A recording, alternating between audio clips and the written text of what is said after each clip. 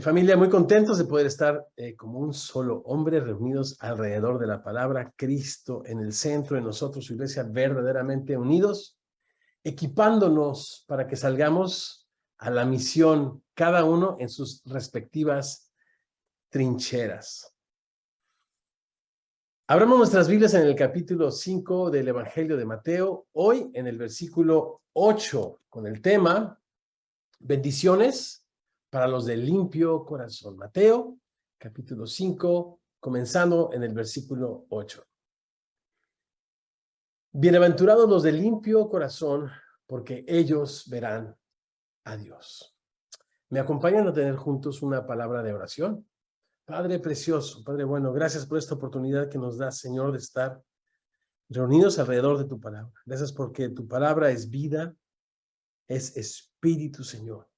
Y tiene la capacidad, Señor, de hacernos despertar, de revelarnos, Señor, verdaderamente tu rostro en la faz y en la persona de Jesucristo. Abre nuestros ojos para que veamos en ella las maravillas de tu ley. Y contemplando tu gloria, Señor, en ella como en un espejo, sigamos siendo transformados, Señor, como a tu imagen, como por tu espíritu. Oramos esto y más. Los semillosos quienes decimos, así sea. Amén. Dentro de las muchas cosas, hago una pausa y saludo a mi mamita que está con nosotros en esta conexión. Mamita, te dedico esta introducción. Esta va para ti.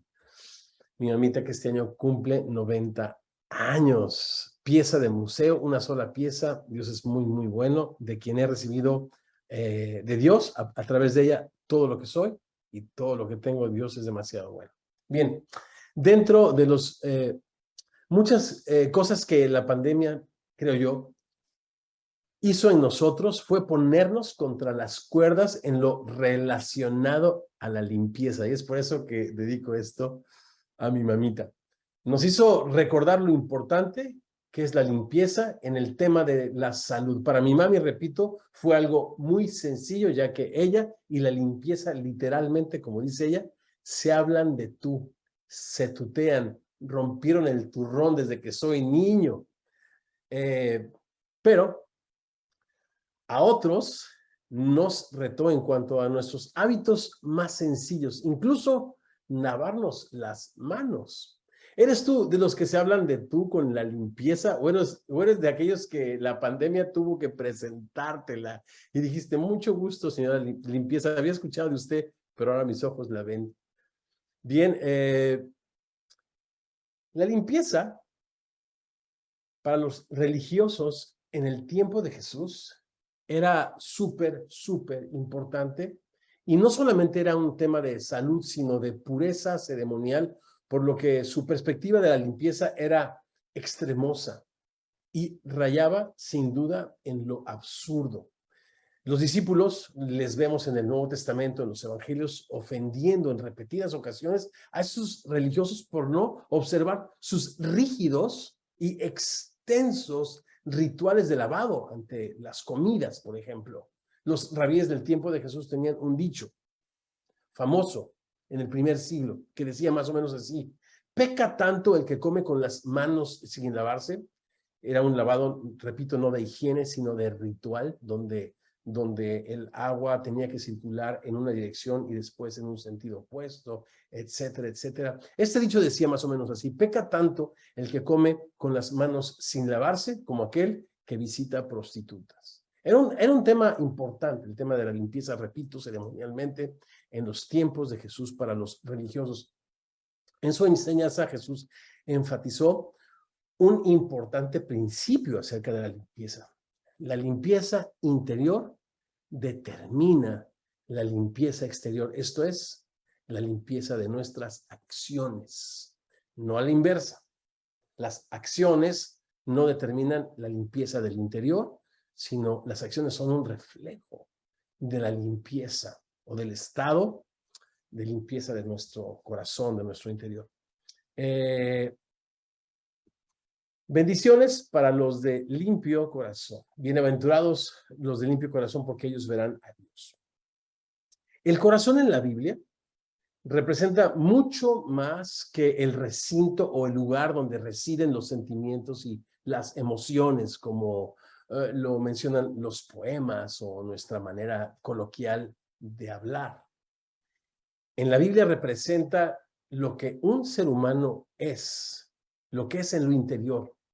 La esencia misma de su ser, repito, está en sus entrañas o corazón, que ambas en los lenguajes originales de la Biblia son sinónimos, ¿no? Por eso la Biblia habla de amar con el entrañable amor de Jesucristo. En la enseñanza de Jesús, el corazón es el centro, repito, mismo de su voluntad. Repito, no solamente es el recinto de los sentimientos, sino mucho más que eso, es el recinto o el centro mismo de la voluntad del ser humano. En Mateo 15, versos 18 al 20, Jesús enseña que lo que sale de la boca, del corazón sale. Y esto contamina al ser humano, porque del corazón salen los malos pensamientos. Los homicidios se generan en el corazón, los adulterios, las fornicaciones, los hurtos, los falsos testimonios, las blasfemias. Estas cosas son las que, dice Jesús, contaminan al ser humano, no tanto el comer con las manos ritualmente sin lavar. Eso está en Mateo 15, de los versículos 18 al 20. Por tal razón, a la hora de perdonar, por ejemplo, el corazón juega un papel muy importante, ya que no se perdona con los sentimientos. Es que no siento perdonarle. No es un tema de los sentimientos, es un tema de la voluntad. ¿Recuerdan el final de esta parábola de los dos deudores que leímos y conversamos durante nuestro tiempo en células la semana pasada? El verso 35 terminaba literalmente así. Así también mi Padre, dice Jesús, hará con ustedes si no perdonan de todo ¿qué? De todo corazón. Y otra vez, no es el sentir perdonar, sino el ejercer o el ejercicio, mejor dicho, de nuestra voluntad. Si no perdonas de todo corazón cada uno de nosotros a nuestros hermanos o aquellos que nos ofenden. Y eso también lo dice el Padre Nuestro y lo tenemos ahí a la vuelta en el capítulo 6, ¿eh? El Señor viene con una enseñanza preciosa, queriendo conformar su imagen en cada uno de nuestros corazones. Ese es el sentido de las bienaventuranzas. Hago una pausa rápidamente para recordar que no son requisitos para heredar el reino de Dios, tampoco son virtudes que los ciudadanos del reino de Dios necesariamente expresan, sino es como un diamante con 8 hermosos lados que destellan el carácter del hermoso Cordero de Dios que está sentado en el trono del universo, cuya esencia misma es amor. Regreso pues a nuestro tema. El corazón decide aquello que tiene o no tiene valor, por lo que el corazón termina dándole forma al carácter de cada persona. Jesús dice, porque donde esté vuestro tesoro, o repito, lo que tiene valor para ti, allí estará tu corazón. Por tal razón, el rey Salomón, el sabio Salomón, mi teólogo favorito, solía decir, porque cuál es el pensamiento del hombre en su corazón, así se manifiesta en sus acciones. Proverbios 23, verso 7. Porque cuál es su pensamiento en su corazón, tal es él. Y bueno, en México, en nuestro lenguaje coloquial y popular, ese proverbio lo decimos de una manera diferente, pero es lo mismo. ¿Quieres saber? ¿Quieres conocer a Inés? Vive con ella un mes. Porque cuál es su pensamiento en su corazón, serán sus acciones. Y bastará con un mes para que tú conozcas a Inés. Bien, el comportamiento del ser humano corresponde al estado de su corazón y no a la inversa, repito. El comportamiento del ser humano corresponde a su corazón. No el corazón corresponde a las acciones del ser humano. Por ejemplo, llevarle desayuno a tu padrastro si lo tienes y tienes un resentimiento contra él, no va a hacer que le ames, ¿no? Sino el amor te hará llevarle desayuno a su cama. Las acciones están determinadas por el estado de nuestro corazón. El odio, el desprecio, el egoísmo, el robo, el adulterio es el fruto del corazón perverso y engañoso del ser humano. El libro de Jeremías, en el capítulo 17, en el verso 9, dice la palabra de Dios, engañoso es el corazón más que todas las cosas y perverso, ¿quién lo conocerá? para el corazón, decía el sabio Salomón, no hay investigación del hombre, ¿no? Pero Dios conoce el corazón.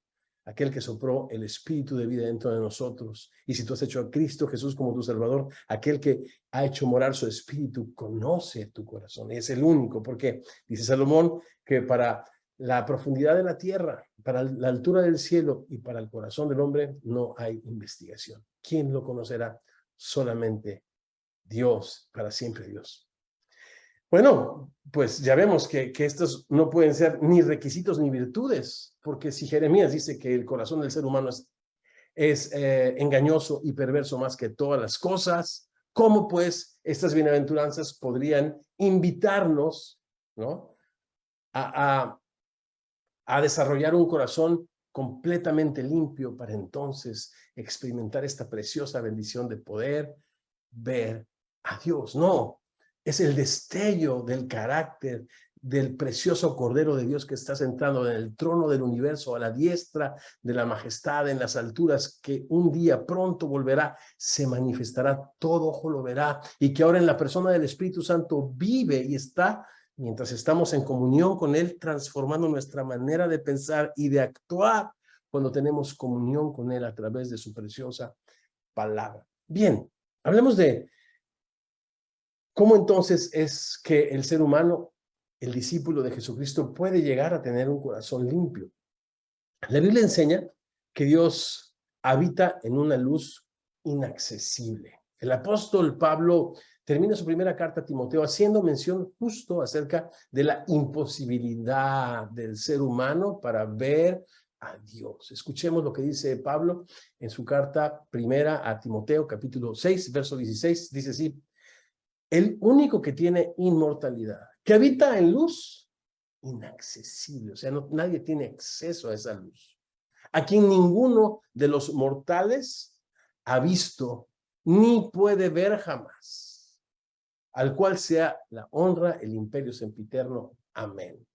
Fue el mismo Señor Jesús, fue el mismo Señor quien le dijo a Moisés, si lo recuerdan en el capítulo 33 del libro de Éxodo, no podrás ver mi rostro, Moisés, y vivir, porque no me verá hombre y vivirá. Entonces, ¿a qué se refiere Jesús con esta hermosa bendición y dulce bienaventuranza eterna, por cierto? ¿Qué significa, a ciencia cierta, ver a Dios? En el lenguaje de la Biblia, ver a Dios es una expresión o una especie de modismo, una figura idiomática. Es lo que significa modismo, que es una figura idiomática, ¿no?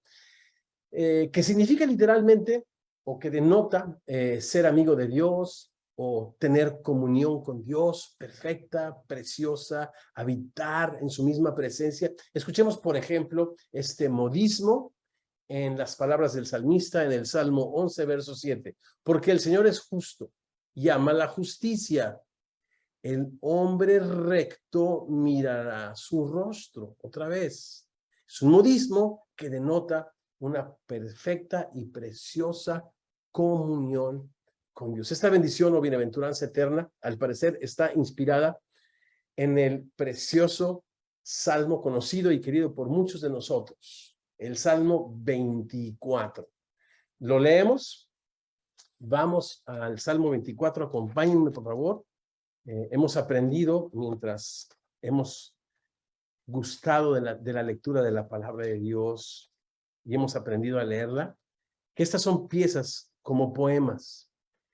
Y para hacerle justicia a una obra de arte o a un poema, si tú quisieses ver alguna obra de arte como la famosa Mona Lisa, si vieses solamente su nariz, bueno, no estarías apreciando toda la obra de arte. Tienes que verla en su contexto. Y también sucede con los salmos. Por eso voy a leerlo todo y después voy a hacer referencia a algunos versos, si me lo permiten. Salmo 24. Repito, esta bendición o bienaventuranza de Jesús está muy seguramente inspirada en este capítulo 24 del libro de los Salmos.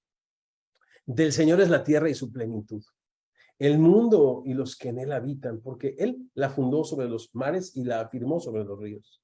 ¿Quién subirá al monte del Señor y quién estará en su lugar santo? El limpio de manos y puro de corazón, el que no ha elevado su alma a cosas vanas ni jurado con engaño, él recibirá bendición del Señor y justicia del Dios de salvación. Tal es la generación de los que le buscan, de los que buscan tu rostro, oh Dios de Jacob.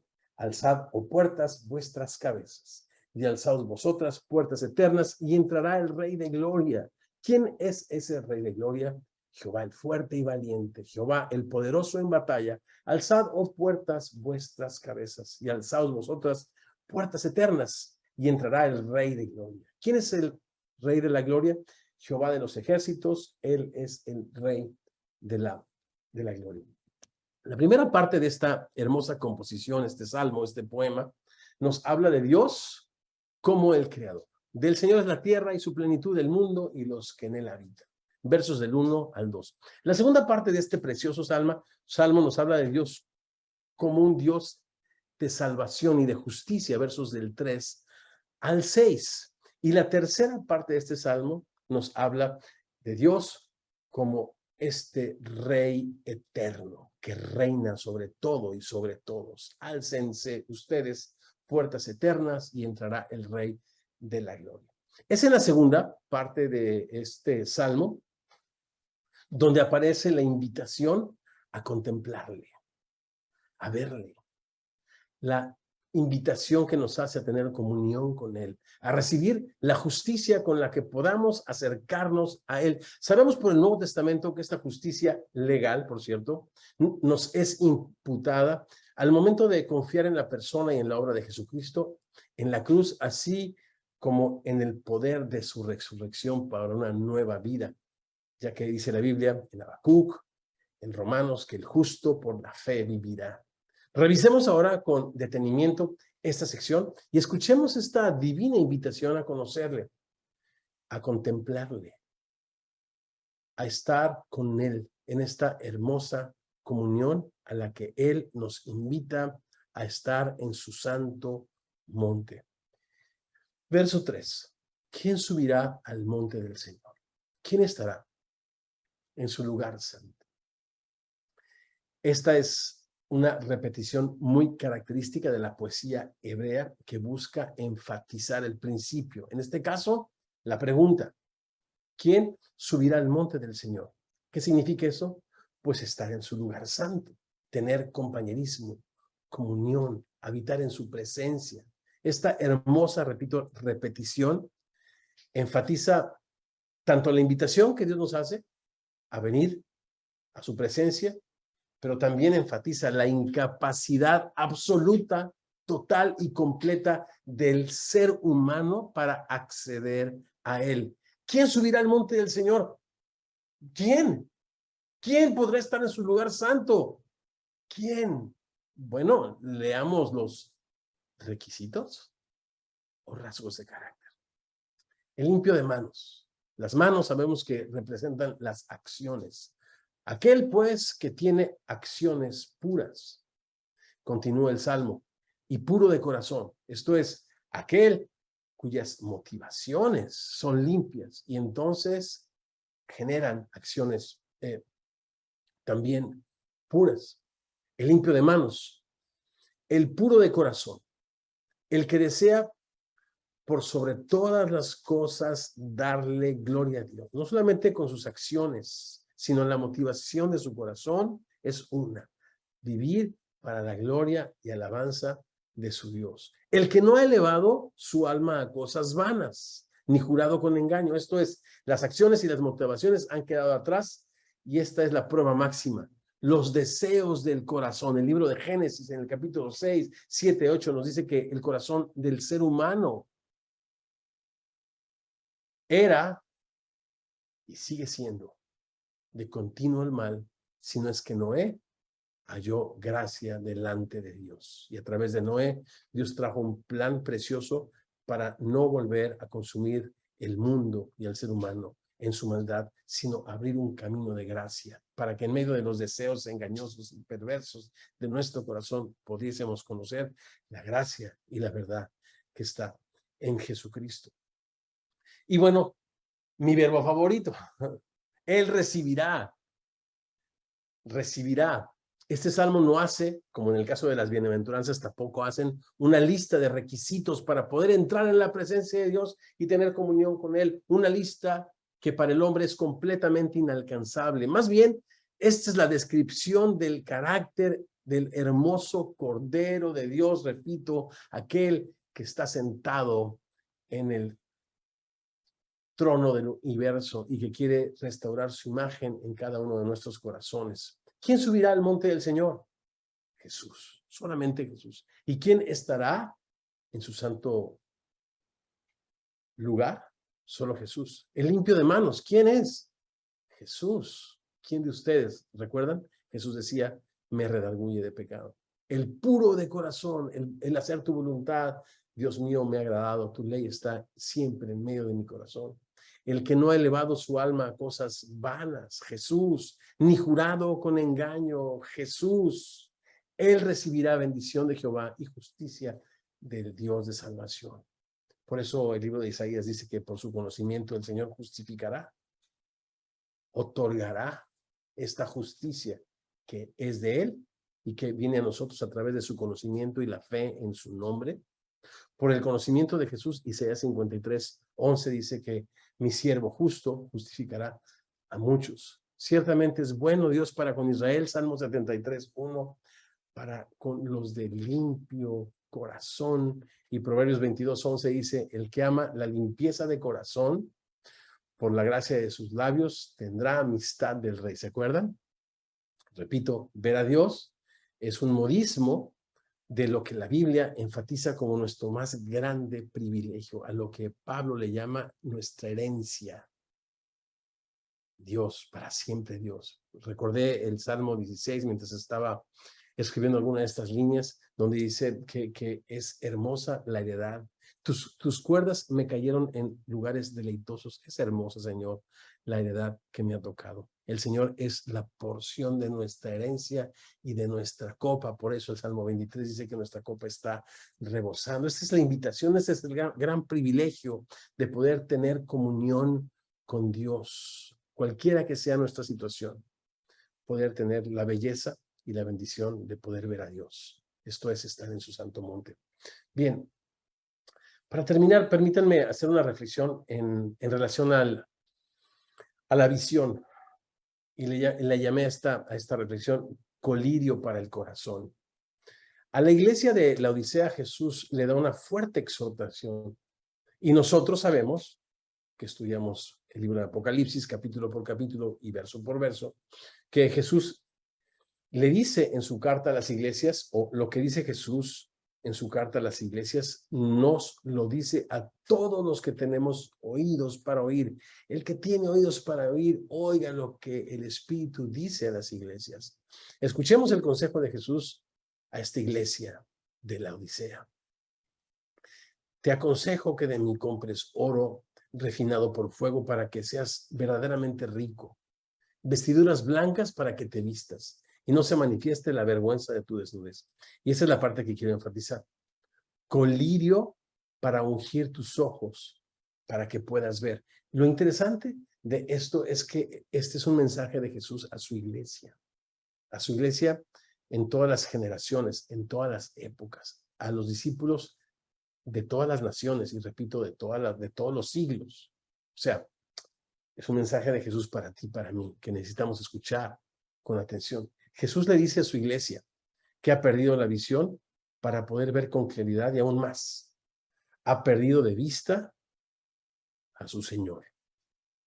Y cuando se te empaña el Señor, cuando pierdes de vista al Señor, por eso Hebreos dice que puestos nuestros ojos en Jesús, el autor y consumador de nuestra fe. Cuando se te pierde de vista el Señor, pierdes de vista el norte, el sur, la perspectiva, el arriba, el abajo. Ves las cosas ya no con claridad. Y esta ceguera en el ser humano, pero por sobre todo en su iglesia, proviene de la corrupción y de la suciedad del corazón, cuando el corazón está comprometido. La iglesia en muchos sentidos hemos perdido nuestra objetividad, nuestra perspectiva, nuestra influencia, simplemente porque hemos dejado de ver las cosas, repito, con claridad. Hemos perdido de vista al Señor en su palabra. ¿no? Y permíteme poner un ejemplo, pero a mí me gustaría que oyendo este ejemplo pudieras tú contextualizarlo o a tu país, o a tu cultura, o a tu situación. Pero esto es un simple ejemplo. En Estados Unidos se ha amenazado a las iglesias, o el gobierno de Estados Unidos ha amenazado a las iglesias, que se niegan a casar parejas del mismo sexo. Y se ha amenazado a la iglesia en Estados Unidos con quitarles su estatus de organización sin fines de lucro. Una organización sin fines de lucro, pues no paga impuestos. Pues el gobierno ha amenazado a dichas iglesias con hacerles pagar impuestos, en otras palabras, el 30% de todos sus ingresos, sus presupuestos para hacer ministerios quedarían, bueno, tan comprometidos, sería verdaderamente un caos. Y entonces, el gobierno ha amenazado con quitarles este estatus legal a las iglesias que se nieguen a casar parejas del mismo sexo. En este momento, es en ese momento donde los pastores, los ancianos, tratan de redefinir lo que enseña la Biblia acerca del matrimonio, lo que enseña acerca de la familia, perdiendo la visión debido a que su corazón, habituado ahora a ganancias deshonestas, se compromete, pierde la pureza de la palabra de Dios y viene esta ceguera espiritual. Y esto lo digo a la iglesia. Ahora, adaptémoslo, contextualicémoslo. ¿De qué manera nuestros corazones se ven comprometidos? De manera que podamos perder de vista la objetividad, la perspectiva, pero sobre todo perder la oportunidad de ver a Dios obrar en los más pequeños detalles, solo porque nuestros corazones están comprometidos. Algo precioso es que en esta experiencia que fuimos al penal de Longo, al penal más peligroso en toda la República Mexicana, que tiene el 20% de todos los criminales asociados con crimen organizado, y bueno, la lista de crimen organizado es muy grande y es muy terrible, no se las voy a repetir. Bueno, están allí. Y desde el primer trámite, mis amigos, preciosos amigos y hermanos en Cristo, pudimos ver a Dios obrar, dándonos gracia. Pensábamos que íbamos solos y de repente las autoridades de asuntos religiosos del estado de Baja California se presentaron, nos abrieron las puertas, hicieron todos los trámites dentro de la cárcel para nosotros, fueron los que nos invitaron a ir en lo sucesivo a la parte de máxima seguridad, etc., etc. Pudimos ver a Dios en cada detalle, en el boleto que el pastor Fermín pagó, que no tuvimos que necesariamente no hubiéramos podido traerlo. Su agenda también está muy ocupada. Bueno, como se dice vulgarmente, y esto no sucedió, repito, es solamente un modismo, un dicho, los planetas se alinearon. Es tan precioso poder ver a Dios en todas las cosas, en cada una de las circunstancias, si nuestro corazón busca darle gloria a Dios en todo lo que hacemos, como dice el apóstol Pablo, que de palabra o de hecho siempre resuelvas darle la gloria de Dios, que todo lo que digas y todo lo que hagas sea para la gloria de Dios. ¿Cómo está tu corazón? Son felices y dichosos los de limpio corazón, porque ellos podemos ver a Dios. Aquellos a quienes Dios, déjame incluirnos a todos, nos ha limpiado el corazón. Podemos tener motivos puros, el limpio de manos, acciones, el puro de corazón, motivos. Los de corazón limpio, pues, somos aquellos cuya prioridad es la gloria de Dios. Buscamos sobre todas las cosas darle gloria a Dios en todo, por todo, para todo. A ellos, a nosotros, es a quienes Dios se revela. ¿Recuerdan el Salmo 103 que estuvimos también conversando y leyendo la semana pasada? Bueno, un precioso salmo esta mañana en nuestra reunión de oración, 7 de la mañana, hora de las Californias, todos invitados. Estábamos orando a través del salmo y llegamos a esta parte de sus caminos notificó a Moisés y a los hijos de Israel sus obras. Es interesante que Moisés pudo tener esta comunión íntima con Dios, la anheló, la buscó, el corazón de Moisés No era perfecto en el sentido de que era un ser humano con errores, pero él estaba determinado a darle la gloria y alabanza a Dios. Mientras que el pueblo de Israel se conformó con sus obras. O sea, le vio a Dios, pero no de cerca, no en comunión íntima con su Dios, sino solamente se beneficiaba de sus obras a través del desierto, pero nunca le conoció y por eso quedaron postrados en el desierto. A Moisés le manifestó sus caminos, pero los hijos de Israel se tuvieron que conformar con sus obras porque su corazón no era limpio. ¿Cuántos necesitamos decirle al Señor en esta oportunidad las mismas palabras que el rey David le dijo? Crea en mí, oh Dios, un corazón limpio y renueva un espíritu recto dentro de mí. Otra vez, estas son las famosas repeticiones de la poesía hebrea. Esto es un sinónimo, o sea, no está ampliando el concepto, lo está enfatizando.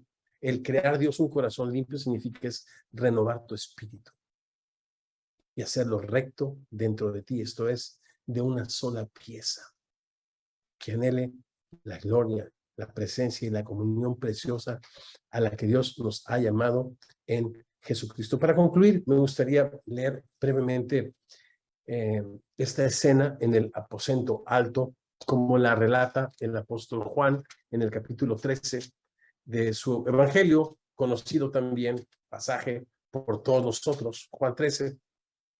Y dice, antes de la fiesta de la Pascua, sabiendo Jesús que su hora había llegado para que pasase de este mundo al Padre, como había amado a los suyos que estaban en el mundo, los amó hasta el fin. Y cuando cenaban, como el diablo ya había puesto en el corazón de Judas Iscariote, hijo de Simón, que le entregase, sabiendo Jesús que el Padre le había dado todas las cosas en las manos y que había salido de Dios, y a Dios iba, se levantó de la cena, se quitó su manto, y tomando una toalla, se la ciñó.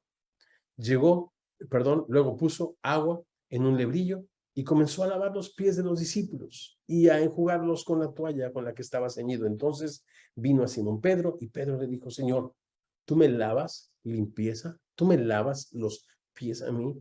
Respondiendo Jesús y le dijo, lo que yo hago tú no lo comprendes ahora, mas lo entenderás después. Pedro le dijo, no me lavarás los pies jamás. Jesús le respondió, si no te lavare, no tendrás parte conmigo. Limpieza, parte con Dios, comunión. Bienaventurados los de limpio corazón, porque ellos verán a Dios. Hay una interesante relación acá. Pero Jesús le dice,